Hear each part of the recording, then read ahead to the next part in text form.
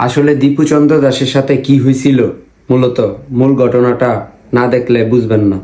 শুনেন আমার নবীকে নিয়ে কিভাবে কটূক্তি কথা বলছিল। আমার বাড়ি নোয়াখালী ডায়াগনোজ। আমি ফাইনাল মিটার বিডি লিমিটেডের কোয়ালিটি ইন্সপেক্টর হিসেবে কাজ করতেছি। মানে আমার অফারটা এরা 3 জন, আমি সহ 4 জন। আমি আমার টেবিলে কাজ করতেছি, এরা এদের কাজ করতেছে। দাদা আসলে আমাদের টেবিলে আসছে, বসছে দীপু দাদা বসছে। এরা বলতেছে, একজন বলতেছে আজকে কি হয়, একজন বলতেছে আজকে বিয়ে শুধু হয়, আরেকজন ওটি বলে যে আজকে মানে সারা সপ্তাহ আমাদের যা গুণ হয়েছে এগুলো আজকে আল্লাহ দরবারে পেশ করা দিন, আজকে আল্লাহ দরবারে পেশ করলে আল্লাহ গুণ মাফ করবে।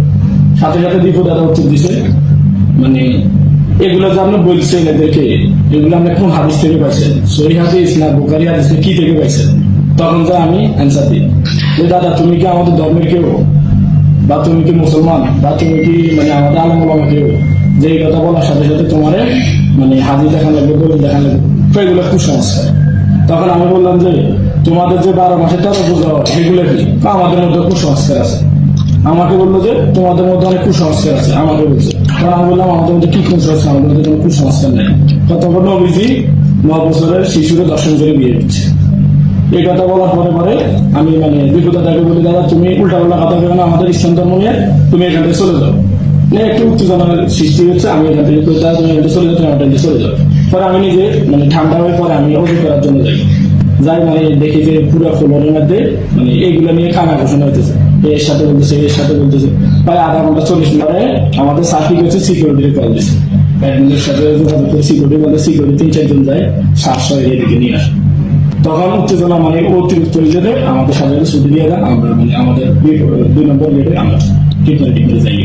আমাদের জিজ্ঞেস আমি বলছি আজকে বৃহস্পতিবার, আজকে সারা সপ্তাহ কি হয়েছে না হয়েছে আল্লাহ দরবারে পেশ করি। তার মধ্যে দীপু দাদা বলতেছে হাদিসে বুখারী শরীফ নাকি কি বার, তখন সে বলতেছে আজকে বৃহস্পতিবার, আজকে সারা সপ্তাহ যা গুণা করছি গুণা মাফের দিন, আমার কাছে এটা পেশ করো।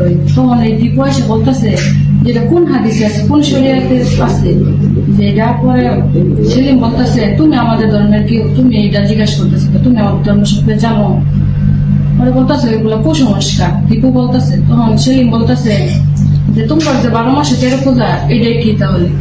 তখন দীপু বলতেছে এটা কুসংস্কার, এটা আমার মধ্যে কিছু নেই। তখন নবীও তো 9 বছর শিশুকে দর্শন করে বিয়ে করছে।